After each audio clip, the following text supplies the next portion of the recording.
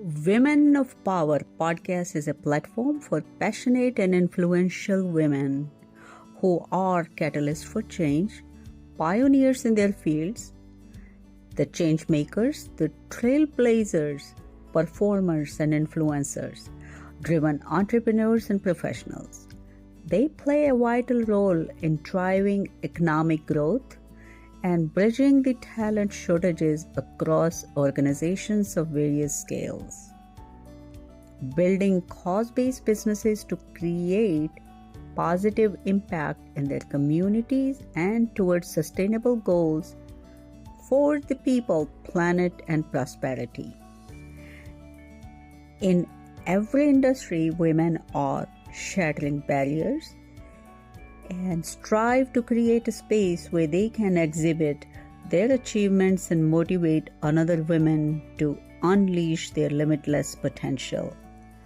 We encourage collaboration, networking, and knowledge sharing among women. Let's inspire and learn from one another while sharing our valuable experiences. Thank you for joining us and listening to this episode. Good morning, good afternoon, good evening, good day, and Happy New Year to all of you, the listeners, the viewers, everyone out there. Best wishes for a better new year, 2024. Today, as I record this last episode for this year, I have an amazing young lady as my guest for this session. As I say, the Women of Power podcast is a platform for passionate and influential women who are catalysts of change, pioneers in their field, the change makers, the trailblazer, performance and influencers, and driven entrepreneurs and professionals. They play a vital role in driving economic growth and bridging talent shortages across the organization on various scales. Building causes-based businesses to create positive impact in their communities and towards sustainable goals for the people, planet, and prosperity. Today, I'm very proud to introduce my guest, Andrea Wen. Andrea is an amazing young lady that I came to recently know and so impressed for already what she has accomplished. And I am just going to mention a little bit to introduce her and let her talk more about herself and the work she's doing. So she is a versatile woman in art, business, and charity. Creative talent as a writer, journalist, public speaker, actress, filmmaker. She's the creator of One Humanity, One Word. It's a global social movement for the new word of peace. What a great, noble cause. She is also an executive director of KLYSTAR. It's a U.S. charitable foundation dedicated to unification of religion and science. Wow. She's on the board of directors of the Museum of Future Foundation, UN registered NGO, which has the humanitarian mission goals to educate and promote global peace. She's also a young environmental activist. Oh, I love that part. A campaigner for animal rights dedicated to humanitarianism and promoting a harmonious way of life that respects all living beings on earth. So we are on the same page. Andrea, welcome to Women of Power podcast. All right. Take it away. Tell me about yourself and the work you're doing. Oh my goodness, Ritu, thank you so much for having me here today in your wonderful podcast. And thank you for such a amazing introduction. What else could I say about myself? Well, I'm 22 years old. And since a very young age, I had very clear in my mind what I wanted to do when I grew up. I always knew that I wanted to be an artist, but an artist with a cause. And I think there is art in everything we do in our daily life. I start volunteering for charity projects when I was just a teenager, 16 years old. Mm-hmm. And and over the years, I got to meet wonderful people like the creator of our collective, who introduced me to his charity named KLYSTAR, which Mm-hmm. has an amazing mission, as you mentioned, uniting religion and science, but it's much more than that. I've always been a very spiritual person, always been a very God believer, but I have always held huge respect for all different types of belief. But as a curious child, I always wanted to learn about all different religions. So I always really like to study theology and theology, which is the science that studies all religions. Over the years, I realized that, at least to my perspective, all religions are different pieces of the same puzzle. And as the creator of KLYSTAR is a nuclear physicist and a mathematician and a real scientist, it's basically giving, uniting, which with math, with numbers, with equations, with things that help us understand the universe. It's uniting all religions to understand what is God and what do we do on this earth.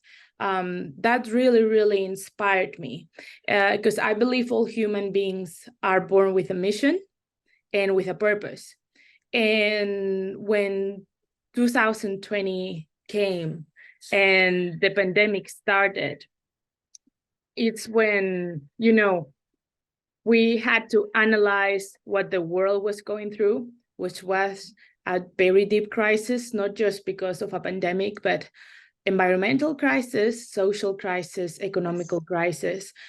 So many crises coming up together. I thought how we can contribute to pour light and not just contribute to the darkness.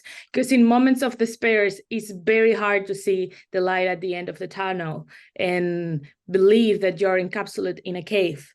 That's why I decided to create One Humanity, One World, a global social movement for a new world of peace. Why a new world of peace? Because we need to start brand new. And the old world and the old ways are only causing the planet to perish. And right now, we are living in a time where the clock of the planet is ticking against of time. And I think that is, as one human race that we are, that's what I call it, one humanity, one world. I believe we're just one human race. Besides your background, the color of your skin, or your beliefs, we bleed the same blood and we are the same species. I think we have to make a radical change in our consciousness as a collective in order to create real peace, peace out of a paper, peace that is not an utopia anymore, but an actual plan. And that's basically one of the things I do with our collective, which is a wonderful global alliance of artists, artisans, business people, and activists. In our collective, everything we do, it's the ABC, which we call art, business, and charity. All those three things are in our holistic model, and it's the way we operate. Why do we do this? Because with this holistic model, we can collaborate with people that have the actual resources to make a positive impact and to make actual change in the world through different activities. Activities that can be business, activities that can have to be related to arts. But at the end, it's all connected to contribute for charity. Charity that is just about contributing to peace. And those are just a few of the things I do. I'm also a filmmaker and a writer. But again, to me, it's all connected as one. To me, I'm just doing one thing that ramifies like a river, but Yes. it's just water, right? So wonderfully said, Andrea. I am so impressed. And those big ideas at a young age, we need more people like you to inspire. And you being a journalist, and a writer, it more power to you. It gives you a platform to inspire many people out there. So a lot of things I am on the same path. That's kind of my mission as well. I personally believe, as I write and talk about very often, as women, we are uniters. As women, we have the ability to bring everyone on the table, right? The empathy, the nurturing nature. It becomes even more important for us as women to recognize our power that we hold and expand that power into the world to bring people together, bring that peace. Peace starts not in the talks. Peace doesn't start, it's not a far fetched idea or an utopian, some sort of a concept out there. It is real need for humanity at the time we are passing through. Um, and to bring all of that together, it's in a hard work. And it's not just you as an activist or a writer or a journalist can just take responsibility on your own. Everyone has to participate in it. If we want peace, we have to be uh, first uh, get to a point what it means to us. How do we contribute to it? Um, how how do we contribute to it, and what are the steps? It doesn't just check box. It starts within. Talk about, you mentioned consciousness. Yes, it starts inside. When our hearts are full of rage, anger, anxiety, uncertainty, um, of anything, the financial security, the emotional well balance, and all of that, you can't think of peace. Those the first needs, the basic needs to have of the human life have to be met first, right? So the focus switches, and so there's a lot of topics here, and you mentioned art for a cause and your study in theology. Then you brought in the KLYSTAR, the model of ABC, the art, business, and charity. Those are such a wonderful uh, combination that pieces fit together so well. I want to talk about more on those, but let me just kind of express my thought here that where I align so much here is that I, as a um, um, young teen, was very artistic. I created all different types of, I was just like drawn to art and did not have any much formal training into art, but I created oil paintings and water paint, all kinds of things. Later in my life, in my 20s, I had a major auto accident. So that really limited the ability to do that. And then I found ways to kind of bring that art from that my hands couldn't create to uplift uh, in my mind. And I see, as an artist inside, I see everything as an art. Conversation is an art. Cooking is an art. Art doesn't mean an object. They eh, Everything in life, if we look at from an artist angle, can become an art. So to me, the art speaks without language. So art is really important piece of our cultural expression. So as you being an artist, and also you had mentioned earlier the foundation, um, the Museum of Future Foundation, right? So all of that art, it changes not just from a cultural perspective, but in my observation, it's my observation that I think um, with the generational change, how different generations sees how to express their viewpoints in art can also change. And that's just, I'm speaking from my observation. Um, and if we look at the architecture, that's part of art. That's expression of art. Around the world, you see the monuments, and that's art, right? I am talking so much about art because I have some very important questions to ask you. So let me just kind of continue on my thought, and then I come to you. And when you combine art with either, as you say, ABCs, either business or charity, and charity just being is not you just donate money. Charity has many forms. And combining all these elements into what we do, what we become, is really innovative. That's what I would like to say. It's really innovative ideas. And my hats off to you. You, at a very young age, has these very big ideas. Not just ideas, but how to put them in place, right? Mhm. So tell me a little bit more. Well, You already touched about, why you created this one humanity, one word. You touched upon it. I want you to expand. well, I would like to make some points because you've said so many things that I couldn't agree more. Um, First of all, you know, when I, as you said, these ideas started many years ago, and for ideas to become reality, it's a process that takes time.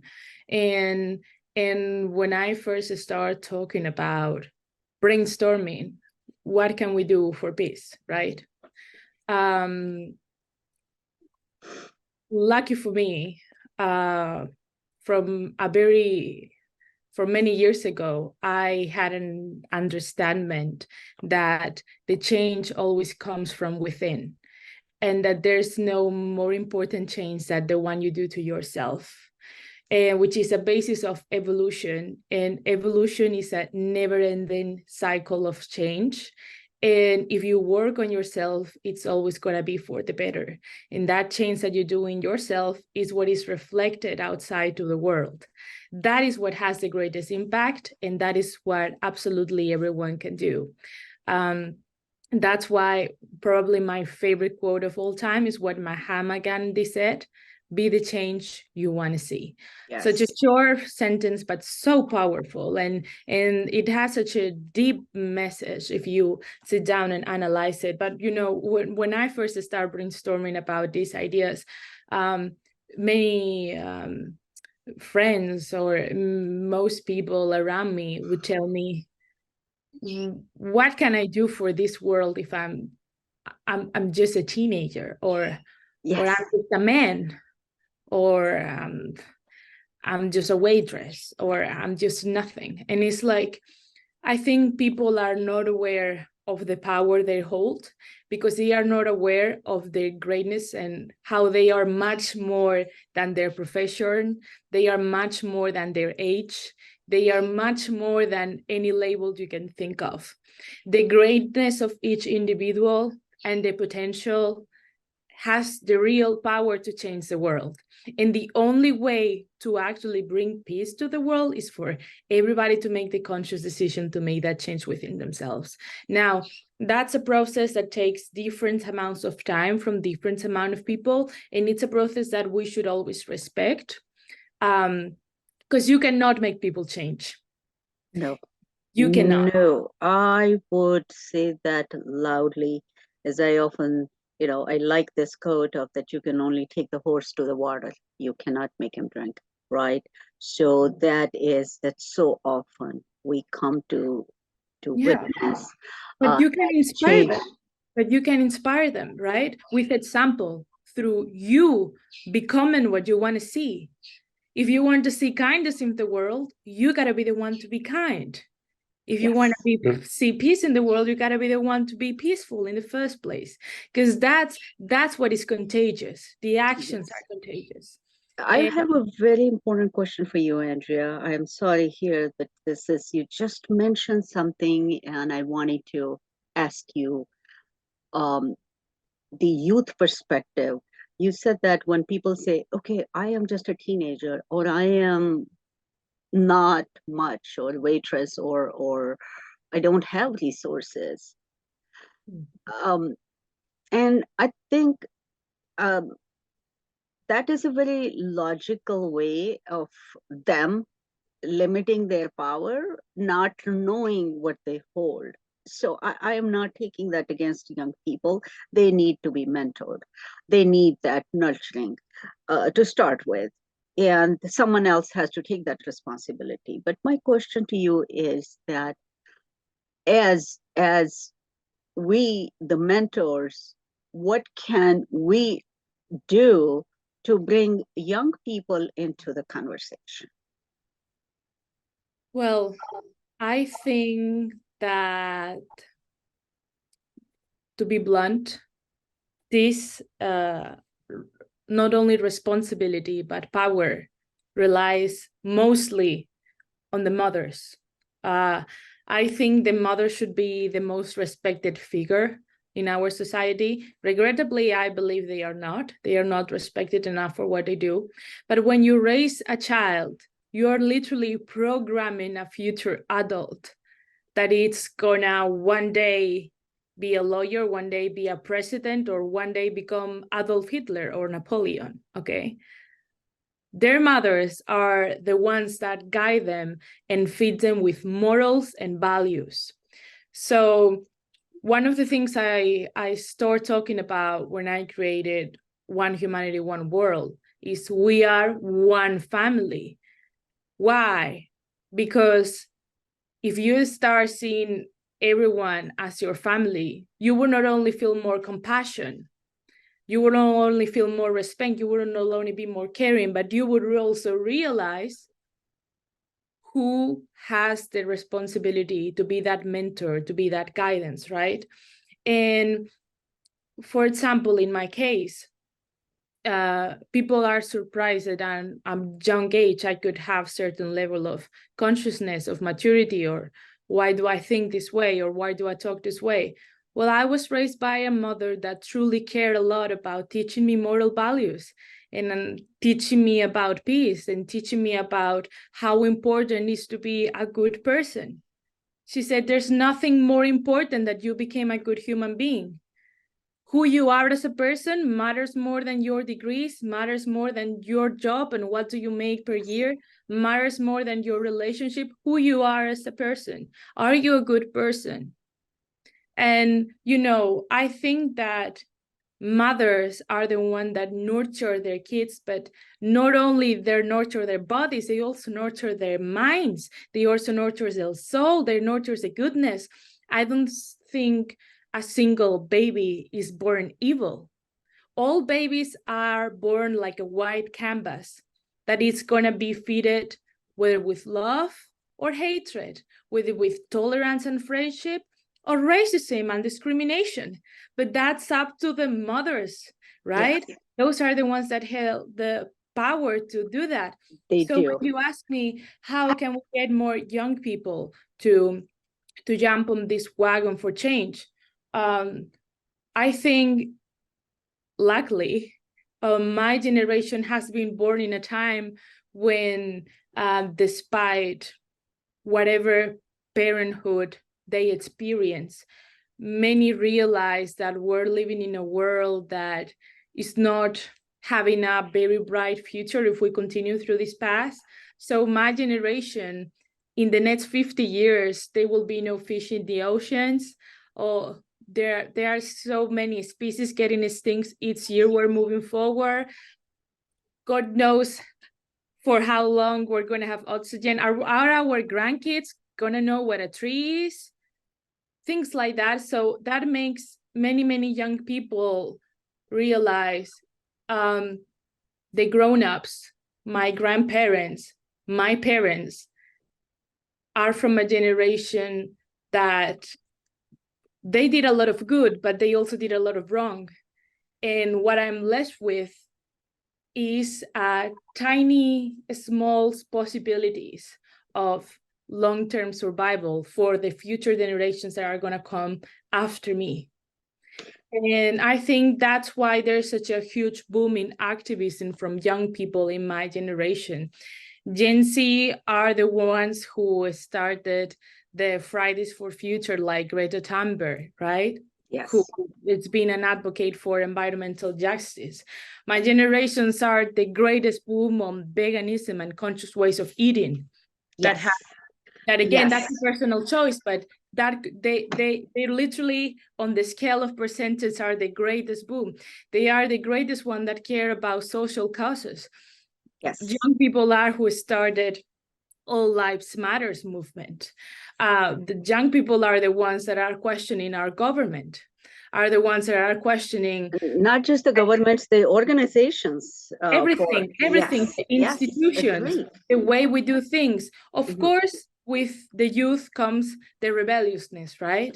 And That's every generation. yeah, Every young generation yes, through the centuries that in a recorded history, the young generation brought a new yeah. blood, brought some revolution. And it's necessary. And Yes. thank goodness for those young women that at their days were rebel enough to fight for surrogacy and to fight for their rights to vote, right? Those were young women that risked life. Absolutely. So we say that through history, again, history is a cycle that repeats itself. But at this time, I see, of course, as part of evolution over time, those new generations have greater consciousness. And I think this new generation is way more sensitive and way more compassionate. And of course, not everybody, right? We have a lot of extremes, but Yes. I really Open see a media. wave of compassion. Yeah, Open but media I gives see hope. us a lot of power, and which is not always used positively. So all of that, Andrea, whatever you are saying, that I agree 100%, that women have the responsibility, um, but how they have been raised when they become mother, um, if they were raised as a child in an unhealthy environment or didn't have the education, most women were not given education till even a few decades ago, were denied education in many parts of the world. So my question, that even I did a lot of work on this area in my recent book, and uh, women leadership in 21st century, raising and creating conscious leaders of tomorrow. So women have the responsibility. Um, However, we have seen in the last few decades, when women stayed home, their role was not respected. The financial burden, the cost of living increased, so women participated willingly or unwillingly into paid workforce. They didn't had time to nurture kids. Now women found their freedom in financial liberties, for providing for themselves, and delayed childbirth, or not having as much time when they have financial means to have their children being raised in daycares and things. Um, there are, all sorts of dynamics as a technologist, as a having logical mind, and a conscious heart. So I think of all aspects of the things, how our societies have shaped in even last 3 or 4 decades. However we slice the issues, Yeah. my take on them is that we need to take a holistic approach. What we have in our hands to make a difference, make our lives better, make our future better. The more we try to bring the education and awareness into the societal level, that chasing for financial freedom is more of a, in my own opinion, and as I repeat, it's my opinion. I think is more of a myth than reality. You work to provide yourselves for all the basic needs, means, transportation, whatever you need. But chasing through something, competing with others, and you're actually minimizing your next generation, which is your future, because you're not giving them the time they need, the mentoring, the nurturing, which same point that you were bringing in, we're just kind of saying it in a different words. So I agree completely on that. The mothers have to, but in order for mothers to do, they cannot. They're already doing full-time work. They don't get much support at home or at work. So they're facing multiple challenges all over. Their own self-care or own personal growth is also important. In order for them to give to their children that nurturing, they need to have that personal growth. So there are a lot of interesting dynamics that come into place. So, but I want to ask you about the youth activism to we were talking about to create permanent change. Yeah. So your generation is already doing a phenomenal work in terms of the environmental awareness, consciousness. Um, they are not as gender biased than past generations. And I have been told over and over by uh, uh, industrial psychologists or many other experts in the field. So I am just kind of repeating what I have been informed. So every generation, every generation at a young age brings revolution. Your generation is bringing a new revolution that is so much needed. That is the need of the hour. How can my generation or other generation can partner with the young generation? Your take. Well, you said so many things that I love to address, but by answering first your question, I think the essential core is genuinely caring and genuinely loving. If you have love in your heart for your children, or not your children, your niece, your nephew, your grandson, maybe not even your grandson, Family values. your neighbors, maybe your neighbor's child. If you have love in your heart and you care, you will bring change through yourself, and you will support the new causes that this world needs. You will support the greater change, because when you care, you take actions from yourself. That's something that literally everyone can do, right?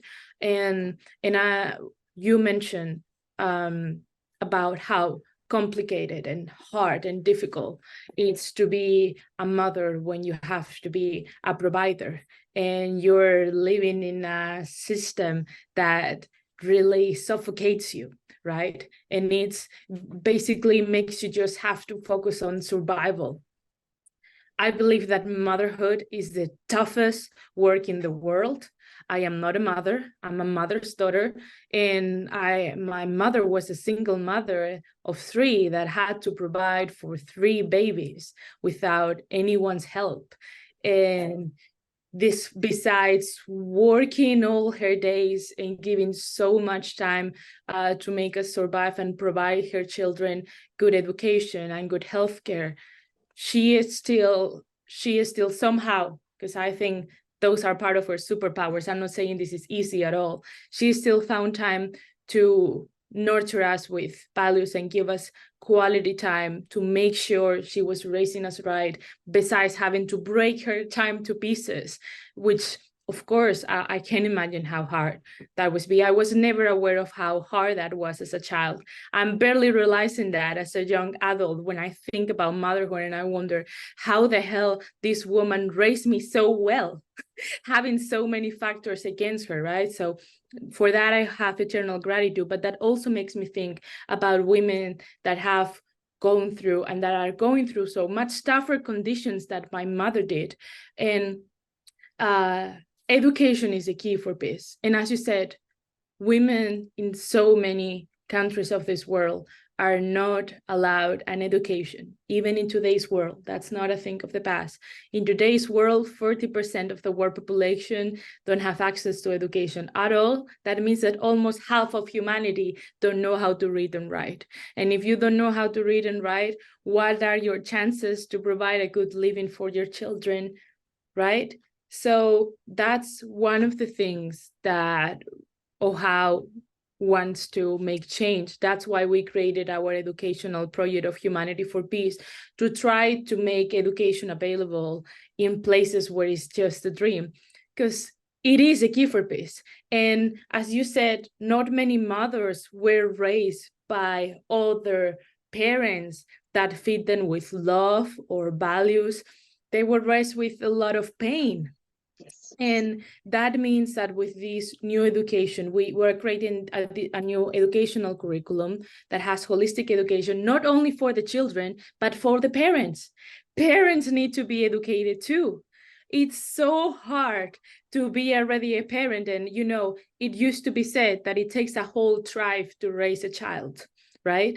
So how can we help other mothers? By supporting other women, supporting each other. Unity is what helps us prosper, right? Another challenge here, Andrea, is that I see and I often talk about with like-minded people, that my grandmother's generation to my mother's generation, there was a slow change. From my mother's generation to my generation, that was a little bit faster, rapid change. From my generation to my daughter's generation, a lot more faster. So if we look at, from me looking at my grandmother, my mother, and my next generation, my observation of these uh, changes have a very different set of pace, right? The very different pace. Now, all of that together, if we look at on the third decade, the 21st century, with COVID, uh, expedited the rise of technology and uncertainties you talked about in the beginning, all of the uh, uncertainties and challenges came together in one package delivered to the whole world. No difference of the socioeconomic culture, nothing. Whoever you are, it didn't matter.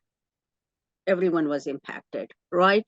So when we are looking at the humanity from that perspective, the change, the young mothers of today that who are going to raise a child or giving birth to a child have a completely different kind of multiple challenges, not only raising, providing financially, set aside the financial. It's the emotional well-being, being, the crime, the uncertainty, how you send to your child to school. Um, there is no one, even the grandparents' generation is not trained into how to protect your infants and adolescent, your young adults. We don't have a clue. Most people don't have a clue how to even mentor in a situation like that and provide guidance to young mother, because no one has seen and experienced the word that young mothers or young fathers included. The fathers are human beings as well. It takes a mother and a father to bring a child in the world. So I don't exclude them out of the conversation. No one has seen the kind of environment as we are facing today. How can we deal with situation. So that is a conversation in itself. So, but I agree that there is so much needs to be done, and the effort that you are making through One Humanity, One Word, or the other approaches that you're taking, however that comes out through films, arts, or education, is very important. Um, and I want to ask you a next question here, and I can continue this conversation for over and over, the challenges of women. But I want to say one more thing here, and that is a very important uh, uh, comment that I will like to add. The challenges of women are not just the challenges of women. Either men created them for us, or whatever they are, even if they didn't create it for us, men have to be part of it to resolve it. Oh, absolutely. Right? So Absolutely. it's not. So when somebody says, these are the women issues, the women issues mostly relate the conversation with men.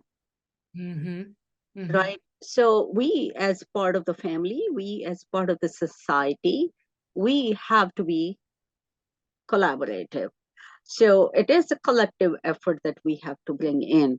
So maybe we'll have this another episode sometime in future to talk more on that. But let me just continue on another question that I want to ask you. Is that most young people are technology savvy.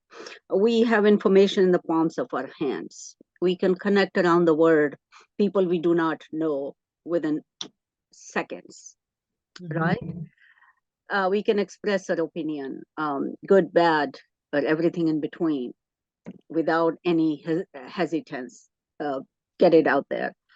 The technology gives us that platform. Talk about the technology in humanitarian field, the risks and advantages. Well, I think that the crazy advancement and this speed advancement of technology has shown, in one hand, how bright and what capabilities humans have to create advanced machines that can be in certain fields superior to them, but at the same time, it has shown everything that is wrong with mankind. Why do I say this? Well, of course, technology is a wonderful tool that allow us to do amazing things for each other, that help us to get our things done easily and fluently, and that is great. I think that any tool well used, it's wonderful. You can use a hammer to build a house for people that need a house, but you can also use a hammer as a weapon and kill somebody, right? But the blame is not on the hammer. The blame is on who is holding it, right? So And what you do with it. technology, exactly what you do with it. Are you going to build a house or are you going to kill somebody? But the thing is that with technology, it's on the reach of a hand of almost everyone, right? So many people have access to it that everyone with any kinds of intentions can make use of it. And because it's not properly or legally regulated, people can do so wrong without any consequences. And I think we gotta demand those changes as a society, because, I see some of the damage that AI has caused. But for example, as women, how their images are being manipulated or distributed, and how it's being used to steal identities and kidnap people and commit horrible crimes.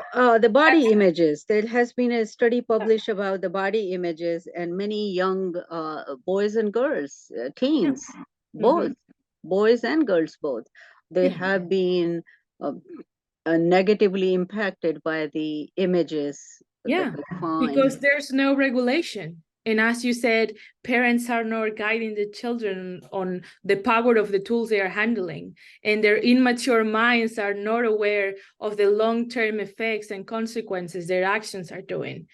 Not only that, but something that really terrifies me is how there's been statistics on how this new generation A, because of how unregulated and what the wild field that is the internet, are being exposed to pornography from the age of 8 or 7 years old. And pornography has been proved to reduce your gray matter in your brain. And really, that really hurts their brain development. This has been scientifically proven. This is not, that's something anyone can easily Google and find for themselves. And the problem with this is that, you know, if you're exposed to that on an age that you don't have an understanding of what relationships are, of what love is, and how the world around you works, you are vulnerable to misinterpretation and to create a super brutalized and wrong concept of the world and humanity and your role in that paradigm, right? So we need to protect the children from technology by regulating it. Regulating it means making laws and making rules for only we can use this tool for good. For there will be consequences if you use this tool for wrong, like if you use it for extortion, or if you use it for threat, or for blackmailing, or for wrong things that I don't even want to mention. But again, the fault is not on the technology. The AI is not to blame. It's the people that are using it and how they are using it. And how come that we all see how quickly this has advanced to be at everybody's hands, and we're still not hurrying up to go make those regulations. I think that should be a public collective demand. It would be. And there's a lot of voices are being raised, a lot of things are being done, but I think AI has done some damage already that might be irreversible in young minds. However, the conversations are all over right now. Are any checkpoints in place yet? Not yet. So we had a conversation before that really triggered my interest, and I want to ask you another question: is the thoughts about the future? How will humanity trespass into the dark threshold? Well, here's the thing, right? We can focus on all the wrong, or we can focus on how we can fix the wrong. And I think one of the positive aspects of what technology has awakened into us is that now we can acknowledge so many things that have been wrong. These problems have existed for so long, but they were not acknowledged because people were not willing to talk about it. People were not willing to talk about it, but now you cannot hide it. You cannot hide that there's something wrong with our society and people's mindset and how we think and what most of the people think that is right or wrong. Now you cannot hide that under the rug because technology has put that on the spot. And that means that it's up to us to say, well, we have to acknowledge the elephant in the room and build a house for that elephant so it doesn't become a problem. Oh, I don't know how they did that. And that means that in order for us to pass through this dark time is to acknowledge everything that we've done wrong till now. And I see it very often that one of the greatest problems in older generations is how hard it is for them to acknowledge that, yes, we did some wrongs. How can we fix that? Because you cannot fix something until you acknowledge that it's wrong. Yes. So on that, it's a very good observation and fact actually, because there was suppression. There's a there is a generational trauma. There is so many. These conversations just kind of unfold and expand.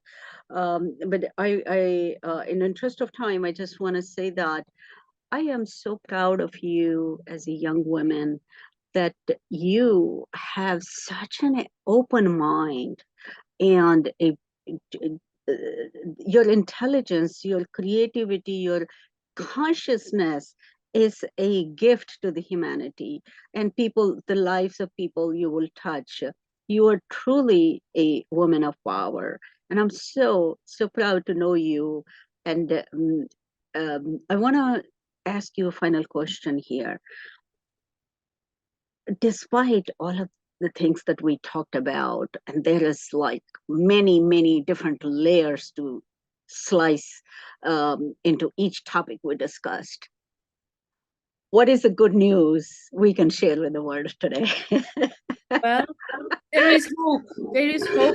There's people like you with this wonderful podcast to raise awareness. There is hope because there's so many other people like us, men, women, children, people from all ages that still have hope and have a lot of love and are learning every day, and evolution continues. And as long as there is light, there is hope. And there's only light when people still believe that changing the world is possible, that peace is possible. And the power of that belief is what actually brings change. So the good news, we're walking. We're not just talking. We're walking, as you said. Excellent. Thank you so much for Excellent. everything you said. Yeah, You so warmed my heart, Ritu. I want to wrap up with one message from my side is that I think the young generation also has a I would like to say responsibility, use word responsibility here, to reach out. To reach out. There are a lot of people because they don't know how to connect with youth. There is a disconnect or perception that young people don't connect with us. We don't know how to connect with us. I think that has to be set aside as the older generation have responsibilities, so younger generation also have responsibility to connect, not just discard them because they are not technology savvy, so they cannot connect. The talent, the compassion, the humanness that needs to be parted with the younger generation that haven't grown up with um, big family structures, close knit family structures.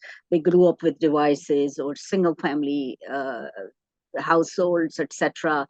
That they didn't get that kind of loving care. There is so much to be shared between all generations. So that's the message I have. Is there anything else you would like to say? Oh, amen to that.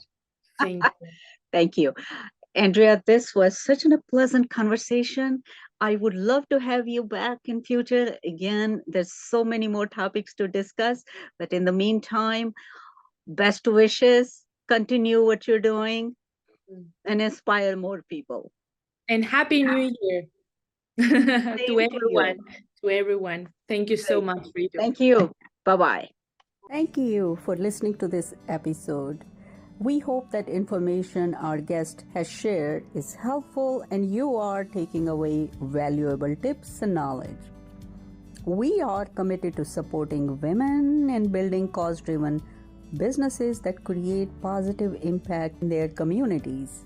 Join us in the movement for change. Take action now and be part of Let's Come Together movement.